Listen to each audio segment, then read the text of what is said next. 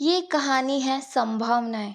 सुना, कैसा उपहास उड़ाने और नीचा दिखाने वाला लहजा है। फोन काटते हुए वीना बोली तो नीता को अपनी ओर मुस्कुराकर देखते हुए पाया। उन्हें मैंने तो नहीं सुना, लेकिन ये जरूर सुना कि तुम्हारी आवाज बिल्कुल भी दीनहीन नहीं थी। यही नहीं, तुमने सागर की पार्टी में जाने से मना करके प्रतिवाद भी किया। मुबारक हो। अरे हाँ नीता, ये कैसे हुआ? वीना के स्वर में आश्चर्य मिश्रित खुशी थी।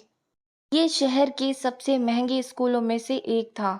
इसके नए प्रधानाध्यापक सुभाष सर स्वभाव से नेक, सजग और अनुशासन प्रिय थे। उनका मानना था कि विद्यार्थियों का चरित्र निर्माण विद्यालय का प्रथम दायित्व है। इसलिए आते ही उन्होंने इस दिशा में प्रयास आरंभ कर दिए थे। जानी मानी समाज सेविका और मनोचिकित्सक नीता जी को भी नैतिक शिक्षा और मनोविज्ञान विभाग की अध्यक्षा का पदभार ग्रहण करने के लिए उन्होंने ही राजी किया था। नीता ने आते ही सबसे पहले इसके लिए रूपरेखा तैयार की थी। उसी दिशा में एक कदम था पेरेंटल काउंसलिंग। अध्यापिकाओं से उनकी नज़र में सबसे बिगड़े बच्चों की सूची बनवाकर उनकी मानसिकता में सकारात्मक परिवर्तन लाने का दायित्व उन्होंने स्वयं पर ले लिया था। फिर जिनके लिए ज़रूरत समझी, उन बच्चों की माँओं को पर्सनल काउंसलिंग का निमंत्रण भेज दिया गया था। आज सर के बुलाने पर नीता उनके कक्ष में पहुंची तो वे अपनी चिर परिचित सौम्य मुस्कान के साथ दो पत्र उसकी ओर बढ़ाते हुए बोले, ये रही आपके सब प्रयास के राह की पहली चुनौती। विधायक सागर और उद्योगपति समर्थ की पत्नियों के आपकी शिकायतों से भरे पत्र, आपको नौकरी से निकालने के अनुरोध के साथ बिल्डिंग फंड के लिए लाखों के चेक भी हैं। क्या बात है, इसी बहाने स्कूल की आमदनी भी हो गई। नीता हंसकर बोली। इस पर सुभाष हंस पड़े। स्कूल क्या करेगा इन सोए हुए लोगों के रुपए का? इन्हें आप अपने जागरूकता अभियान के कोष में रख लें। ठीक है, मैं इन दोनों के घर जाकर निमंत्रण दे आती हूँ। नीता के स्वर में आत्मविश्वास था। अरे नहीं, कहीं ये और चिढ़ गई तो? चिंता न कीजिए सर। ठीक है, कोशिश कर लीजिए, कहकर सुभाष सर ने अनुमति दे दी। मैम, कोई नीता मैम आई है, कह रही है विनीत बाबा के स्कूल से आई है। नौकर ने अदब से सिर झुकाकर कहा। ओह, तो आ गई मैम लाइन पर। सोचकर वीना के होठों पर मुस्कान आ गई। सुबह से न्यू ईयर पार्टी की तैयारी में व्यस्त थी, पर मन नहीं लग रहा था। कुछ हजार रुपए के वेतन पर काम करने वाली टीचर की ये हिम्मत कि विधायक की पत्नी को स्कूल में आकर मिलने का नोटिस दे। कुछ सोचकर उसने कहला भेजा, अभी समय नहीं है। फिर सुकून से ब्यूटिशियन से नेल पॉलिश लगवाने लगी। नौकर कुछ देर बाद फिर आ गया। मैम, वो मैम आपके लिए लेटर दे गई है। चली गई? फिर से मिलने का अनुरोध नहीं किया? नौकरी बचाने नहीं आई थी? फिर क्या करने आई थी? वीना के तर्क को जैसे हथौड़ा सा पड़ा। शायद माफीनामा लिखकर दे गई हो, ये सोचकर हाथ बढ़ाया, पर लेटर हाथ में लेते ही जैसे दिमाग में बिजली सी कौंध गई। गुलाबी रंग का लिफाफा, बीच में बना एक विशेष प्रकार का स्माइली, विशेष कैलीग्राफ में नीचे लिखा विद बेस्ट विशेष, और नीचे बाएं कोने पर तिरछा लिखा नीता। नीता, वही स्माइली, वही ढंग, वही नाम। क्या ये वही नीता है, उसकी अप्रतिम सखी? हाथों ने कब लिफाफा खोला और आंखें कब उसमें कुछ खोया हुआ ढूंढने लगी, वीना को खुद नहीं पता चला। आदरणीय वीना मैम, मैं आपके बेटे के सुखद भविष्य की कामना करते हुए आपको सूचित करना चाहती हूँ कि आपका पुत्र, जिसमें एक नेक और योग्य इंसान बनने की सारी संभावनाएं निहित है, गलत आकार ग्रहण करने लगा है। ये मेरा सविनय आग्रह है कि उसे अभी से अपने स्नेह और अनुशासन का संतुलन दे। ध्यान रखें कि जो समाज के लिए अहितकारी होता है, वो अभिभावकों के लिए भी हितकारी नहीं हो सकता। कांटे का स्वभाव चोट पहुंचाना होता है और गुलाब का खुशबू बिखेरना। कांटा चुभेगा ही, भले ही उसे माली छुए। गुलाब खुशबू ही देगा, भले ही पास से गुजरने वाला अजनबी ही क्यों ना हो। आशा है अपने पुत्र के उज्जवल भविष्य के खातिर इस शनिवार को पर्सनल काउंसलिंग के लिए आप समय जरूर निकालेंगी। शुभेच्छु नीता। अध्यक्षा, नैतिक शिक्षा और मनोविज्ञान विभाग। वही तेवर, वही अंदाज, वही बात करने का संक्षिप्त और प्रभावी ढंग। मिल गई नीता। कितने जतन किए थे अपनी इस बिछड़ी सखी को ढूंढने के लिए, और आज यूं अचानक। नीता की याद आते ही शीतल पवन के मंद झकोरों की पुस्तक पर पड़ी बरसों की धूल उड़ गई थी और पृष्ठ खुली हवा में फड़फड़ाने चले गए थे। छोटे से पहाड़ी शहर की मनमोहक वादियां और उसमें हंसती खिलखिलाती दो सखियां। नीना मेधावी होने के साथ गजब के आत्मबल और व्यवहारिक ज्ञान की धनी थी।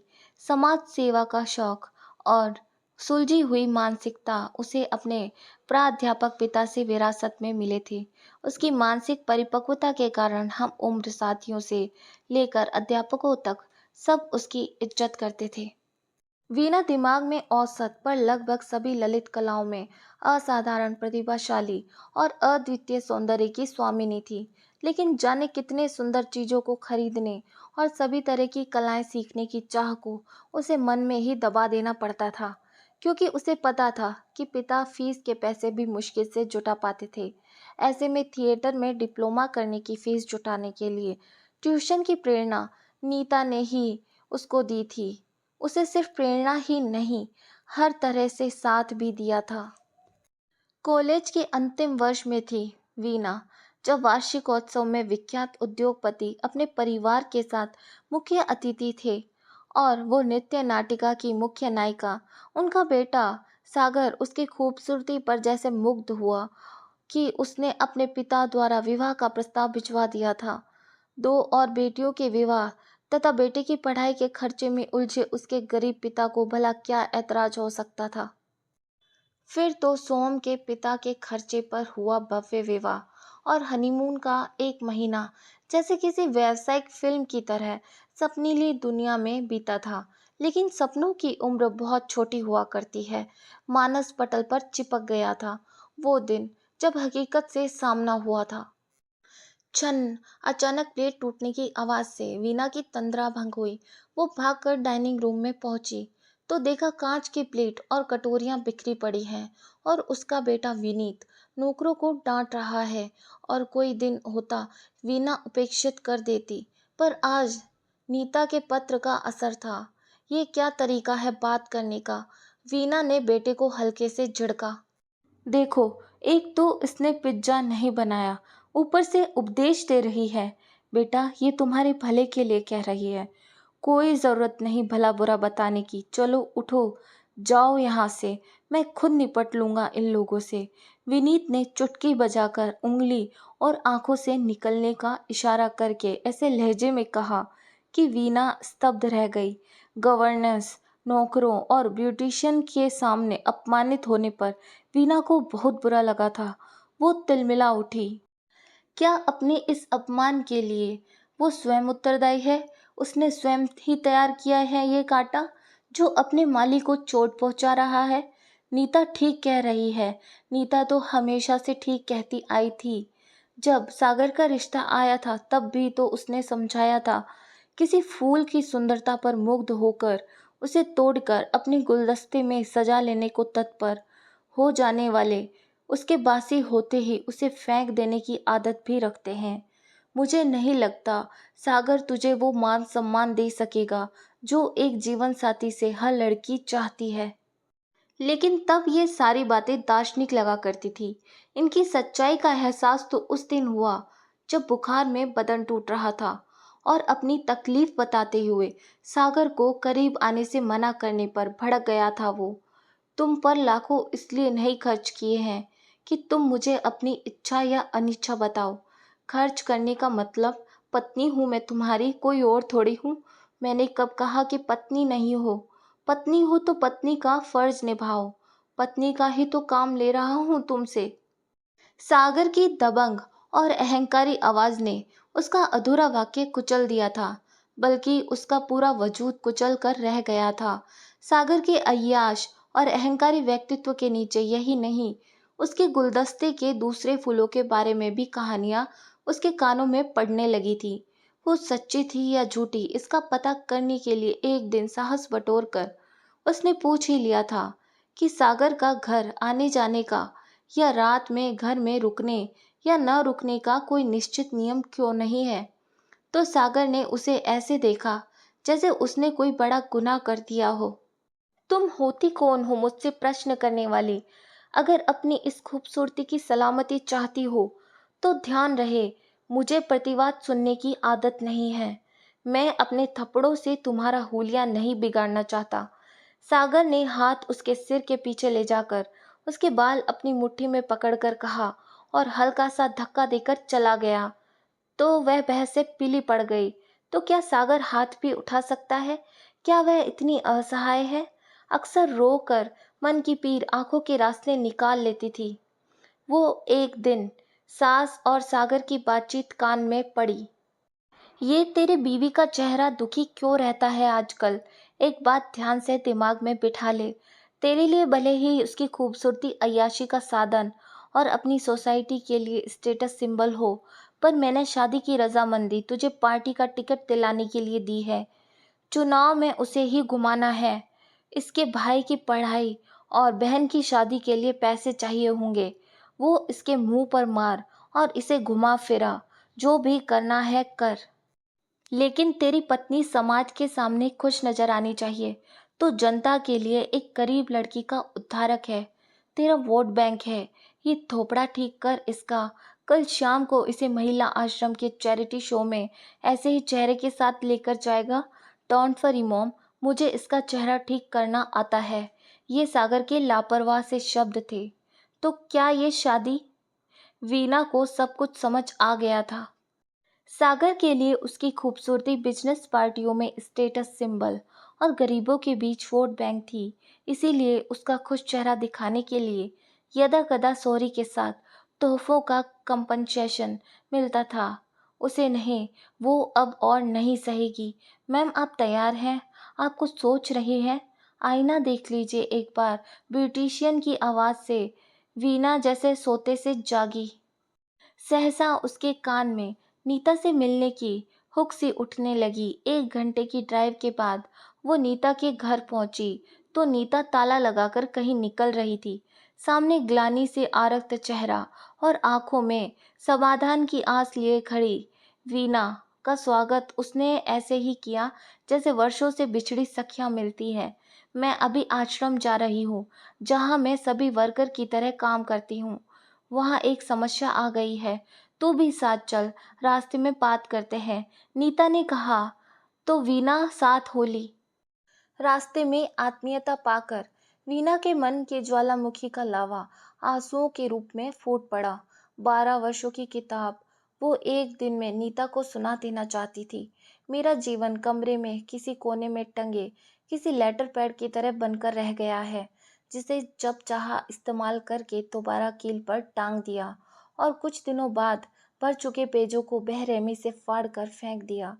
जो न तो खुद पर लिखी कितनी भी सुंदर चीज को अपना कह सकता है, ना ही रीतेपन की शिकायत कर सकता है।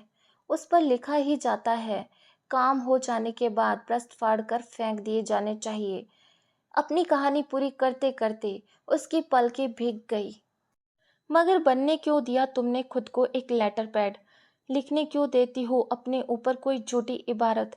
प्रतिरोध के परिणाम, संभावनाओं के डर से, या सागर की पत्नी के रूप में मिलने वाले धन के लालच में? बड़ी देर से धैर्य के साथ वीना की कहानी सुन रही नीता ने वीना की आंखों में सीधे देखते हुए बातें आगे बढ़ाई। वीना, इंसान का मन लेटर पैड होता तो इंसान त्रासद के पन्ने फाड़ कर फेंक न देता। इंसानी मन तो एक कंप्यूटर की तरह होता है, जहां अनपेक्षित इबारत ठीक से डिलीट ना की जाए तो रिसाइकिल बिन में पहुंच जाती है। इसे अंतर्मन कहते हैं। वीना फिर रो पड़ी। मुझे अपने घर में गृहिणी का स्थान तक नहीं मिला, लेकिन सागर की पत्नी के रूप में मैं जिन लोगों के सामने गई हूँ, उनकी नज़रों में मैं बड़े सम्मान का पात्र हूँ। सागर ने मुझे डांसर या कोरियोग्राफर के रूप में अपनी पहचान बनाने की भी अनुमति नहीं दी। कई बार सागर के व्यवहार से आहत होकर विद्रोह का साहस जुटाने की कोशिश की, पर कभी डर ने यह कहकर कदम थाम लिए कि सागर के सामने मेरी हस्ती है क्या, और कभी लालच में ये तर्क देकर कि मेरी जिंदगी बहुतों से बेहतर है। सागर के रूप में एक दम्भी और संवेदनहीन व्यक्तित्व गढ़ने का जो गुनाह मेरी सास ने किया, वही मैं विनीत को घड़ दोहराने लगी। मुझे माफ कर दो नीता, मुझे बताओ मैं कहाँ गलत हो गई। मैं दुनिया को एक और सागर नहीं देना चाहती। मैं क्या करूं? नीता ने उसे एक अभिभावक की तरह प्यार से चुप कराकर कहा। फिलहाल तो तुम एक काम करो, तुम्हें डांसर बनने का ना सही, समाज सेवा की अनुमति तो है ना? हम हर न्यू ईयर पर आश्रम का वार्षिकोत्सव मनाते हैं। अतिरिक्त जरूरतों के लिए पैसा भी इकट्ठा हो जाता है और इनकी प्रतिभाओं को पहचान भी मिल जाती है। इस शो की पूरी तैयारी और इसमें लगने वाले धन का जिम्मा स्वेच्छा से समाज सेवा करने वाले लोग उठाते हैं। अगले हफ्ते शो है और सारे टिकट बिक गए हैं और कोरियोग्राफर ने आने में असमर्थता जता दी है। क्या तू इनकी मदद कर सकती है? ये सुनकर वीना की आंखें चमक गई। ऑडिटोरियम में पहुंचकर कॉलेज वाले माहौल से सामना होते ही वीना के मन का सुंदर और कोमल रूप जाग उठा। घुंघरू पहनते ही मन के सूने कोने झंकृत हो उठे। 1 घंटे बाद जब नीता कुछ और काम निपटा कर वहां पहुंची तो वीना के साथ सारी लड़कियां नृत्य में मग्न थी। उनके घुंघरुओं की झंकार प्रतिध्वनित हो रही थी। इतनी देर में वीना ने न केवल कोरियोग्राफी की थी बल्कि लड़कियों को स्टेप्स भी सिखा दिए थे। नीता ने तालियों के साथ सबका मनोबल बढ़ाकर लड़कियों को वहां से जाने के लिए कहा। जाते हुए कई लड़कियों ने वीना से लिपट कर थैंक यू बोला। तभी सागर का फोन आ गया। वीना ने फोन को स्पीकर मोड पर डाल दिया। कहाँ हो तुम? यहाँ पार्टी में सब मुझसे पूछ रहे हैं, मिसेज कहाँ है? तीखे लहजे में पूछे गए प्रश्नों के उत्तर में वीना बोली, एक महिला आश्रम को वॉलेंटियर डांस टीचर की सख्त जरूरत थी। वहीं आई हूँ, सॉरी मैं पार्टी में नहीं आ पाऊंगी। तुम किसी को क्या सिखाओगी? खैर, गई हो तो ₹1,00,000 का चेक भी काट देना। सिखाने दिखाने का एहसान कोई मानता नहीं है आजकल। सागर ने बड़ी लापरवाही से कहा। सुना कैसा उपहास उड़ाने और नीचा दिखाने वाला लहजा है? फोन काटते हुए वीना बोली तो नीता को अपनी ओर मुस्कुराकर देखते पाया। उन्हें मैंने तो नहीं सुना, लेकिन ये जरूर सुना कि तुम्हारी आवाज बिल्कुल भी दीनहीन नहीं थी। यही नहीं, तुमने सागर की पार्टी में जाने से मना करके प्रतिवाद भी किया। मुबारक हो। अरे हाँ नीता, ये कैसे हुआ? वीना के स्वर में आश्चर्य मिश्रित खुशी थी। नीता बड़े प्यार से उसका हाथ अपने हाथों में लेकर बोली, तुमने सुना होगा कि युद्ध मैदानों में नहीं, मन में लड़े जाते हैं। ये सब उस आत्मविश्वास के कारण संभव हुआ है जो अभी अभी अपनी अस्मिता से मुलाकात करने और निस्वार्थ भाव से किसी की सहायता करने से तुम्हारे मन में जगा है। आज तुमने सागर की पत्नी नहीं, वीणा बनकर किसी की सहायता की। संतुष्टि मिली ना? अकेले में सोच कर देखना, ये भी तो एक रास्ता हो सकता है अपने आहत आत्मसम्मान पर मरहम लगाने का। वैसे मैं भी एक जागरूकता अभियान शुरू करने जा रही हूँ, जिसमें नुक्कड़ नाटक और तरह तरह के कार्यक्रम द्वारा लोगों को जागरूक करने का प्रयास किया जाएगा। उसमें भी तुम्हारे जैसे क्रिएटिव लोगों की जरूरत पड़ेगी। वीना, ये तो सब जानते हैं कि संतुलित आहार लेने से शरीर की प्रतिरोधक क्षमता का विकास होता है, जो बीमारियों से रक्षा करती है। उसी प्रकार मन की भी एक प्रतिरोधक क्षमता होती है, जिसे आत्मबल कहते हैं। ये हमारी मानसिकता को बीमार होने से बचाता है। इसी के सहारे हम सब जीवन की समस्याओं से जूझते हैं। इसका विकास अपनी प्रतिभाओं को पहचान कर उन्हें तराशने और दूसरों की सहायता करने से होता है। अब तू अपने जीवन की समस्याओं का क्या निराकरण निकालती है, ये तुझ पर निर्भर है, लेकिन अपनी संतान की मनोवृत्ति को दूषित होने से बचाना तेरा कर्तव्य है। तू उससे मुंह नहीं मोड़ सकती। प्रफुल्लित वीना घर लौट रही थी।